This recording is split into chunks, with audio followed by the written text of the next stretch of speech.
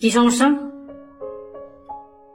Sir to sir মানে sir I love you too. হ্যাঁ, সমস্যা কি রে? তোদের মতো স্টুডেন্টের জন্য একটা হ্যান্ডসাম টিচারও সিঙ্গেল থাকতে পারে না।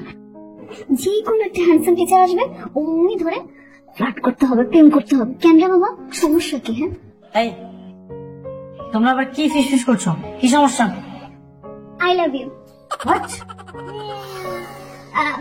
I mean to say sir কত বড় স্পর্ধা, দেখেন আপনাকে আই লাভ ইউ বলে।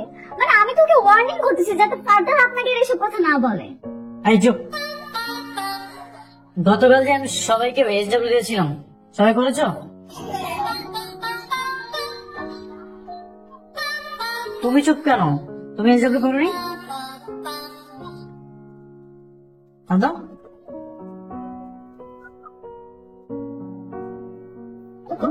দেখি তোমার ভেজিটেবল। সব করেছি আমি।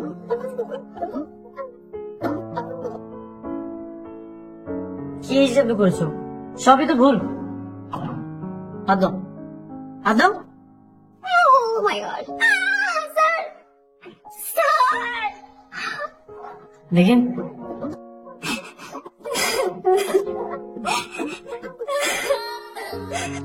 কি ব্যাপার, কি সমস্যা? তুমি কান্না করছো কেন? তোমাকে বিয়ে ঠিক হয়েছে? ছি ছি ছি স্যার, কি বলতেছেন এসব? আমার কি বিয়ের বয়স হয়েছে নাকি? স্যার মারা গেছে। মারা গেছে? কে মারা গেছে? আমার নানুর বোন মারা গেছে স্যার। ও, সব ঠিক আছে, ভেরি গুড। স্যার আবার কি সমস্যা? স্যার আমি তো কালকে আসতে পারবো না। ওই যে আমার নানুর বোন মারা গেছে না, আমি সেখানেই যাব। ঠিক আছে, তুমি তোমার দাদিকে দেখে চলে এসো। আচ্ছা, 8:30 বেজে গেছে, আজকের মতো ক্লাস এখানেই শেষ। আর যে এক্সামটা ছিল সেটা তোমরা আবার করে নিয়ে আসবে। হ্যাঁ হ্যাঁ আতিক, ঠিক আছে ঠিক আছে, কোনো সমস্যা নেই। তাহলে ওই কথাই থাকলো।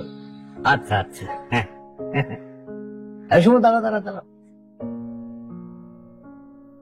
রইস, কালকে তোর জন্য পাত্রী দেখতে যাও। আর যদি পাত্রী পছন্দ হয়ে যায় তাহলে ওখানেই এনগেজমেন্ট সেরে ফেলবো। পাত্রী? কিসের পাত্রী বাবা? মানে দেখা নেই, সাক্ষাৎ নেই, তুমি ডিরেক্ট এঙ্গেজমেন্ট করে ফেলতেছো? আর বাবা গেলেই তো দেখতে পারবি। পাত্রী আমার খুব পছন্দ হয়েছে, ফ্যামিলিও ভালো। কিরে, বাবার পছন্দের উপর তোর কোনো ভরসা নেই? সেটা তো আছে। তাহলে ঠিক আছে বাবা। আম্মু, হ্যাঁ আম্মু, কি পাত্রপক্ষ এখন আসতেছে না কেন? তোর ভাই জানি, তোর ভাইয়ের সাথেই আমাদের যোগাযোগ হচ্ছে। জানা তুই কি তো ভাইকে জিজ্ঞেস করে? না না, এইসব কথা কি ভাইকে জিজ্ঞেস করা যায়? লজ্জা লাগে না? আচ্ছা আম্মু, তুমি কি ছেলের ছবি দেখেছো? না, তোর ভাই দেখেছে। তোর যদি দেখতে ইচ্ছে করে তাহলে তোর ভাইয়ের কাছে ছবি আছে, জানা গিয়ে দেখে আয়। আম্মু তুমিও না সবকিছু কেন বলো যে ভাইয়াকে জিজ্ঞেস কর, ভাইয়ার কাছ থেকে জানতে চা। এইসব কথা কি ভাইয়াকে বলা যায় নাকি? কিছু পরে তোরা চলেই আসবে তাই না? তখনই না হয় দেখে নিব। ওকে, বোনরা চলে আসছে, মা আমি ভিতরে গিয়ে বসি। ওরা আসার পরে তুমি আমাকে বলবে, তখন আমি ঘুমটা দিয়ে আসবো। ঠিক আছে? ঠিক আছে, আচ্ছা বস। আসসালামু আলাইকুম। ওয়ালাইকুম আসসালাম। আশা করি সবাই খুব ভালো আছেন। আলহামদুলিল্লাহ। আমি মেয়ের ভাই খন্দকার আতিক। ও আচ্ছা আচ্ছা, তাহলে তোমার সাথে আমার কথা হচ্ছিল ফোনে। জি, এই যে আমার ছেলে শুভ আর আমার মেয়ে তিথি। মা তাহলে ওকে ডাক দাও। হ্যাঁ হ্যাঁ, আমি এক্ষুনি আসছি। আচ্ছা, তুমি তাহলে আমাদের ভূমি মন্ত্রণালয়ের জুনিয়র অফিস হিসেবে জয়েন করেছো নতুন, রাইট? জি, কতদিন হলো? 2 মাস। 2 মাস। আমি এলাকার বাংলা জাতীয় পার্টির জয়েন্ট সেক্রেটারি। আসসালামু আলাইকুম। ওয়ালাইকুম সালাম। বাবা বাবা, মাশাআল্লাহ মাশাআল্লাহ। মাগো, ঘুমটা একটু তোলো, তোমার সাত মুখখানা আমরা দেখি। হ্যাঁ, ঘুমটা তো তুই। আরে আরে কি হয়েছে? এভাবে তোর দিল কেন? লজ্জা পেয়েছে মনে হয়। বাবা নীলা তো আমার জানি তো, তোর ছাত্রী। ভাইয়া, বাবা যখন আমাদের পাত্রী খুঁজছিল তখন আমি নীলাপুর কথা বলেছি।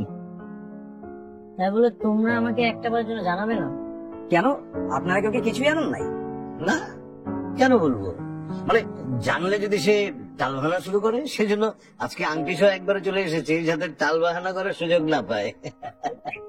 বাবা ও তো আমার স্টুডেন্টের সাথে। কেন বাবা, আমার মেয়েকে তোমার কি পছন্দ হয়নি? না না, তেমন কিছু না। আসলে আমরা মধ্যবিত্ত ফ্যামিলির, আর আপনারা তো সম্ভ্রান্ত ফ্যামিলির। আপনাদের সাথে আত্মীয়তা করব, সেটা তো একটু চিন্তা ভাবনা করা উচিত।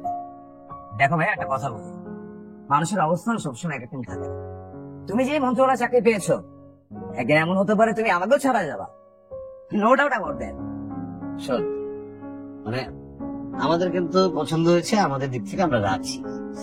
মেয়ে তোর পূর্ব পরিচিত, এখন তুই সাফ সাফ বল যে তুই আংটিটা পরাবি কি পরাবি। ঠিক আছে, আন্টি পড়ানোর আগে আমি একটু নীলার সাথে কথা বলতে চাই। হ্যাঁ, অবশ্যই কথা বলতে পারবো, চাও?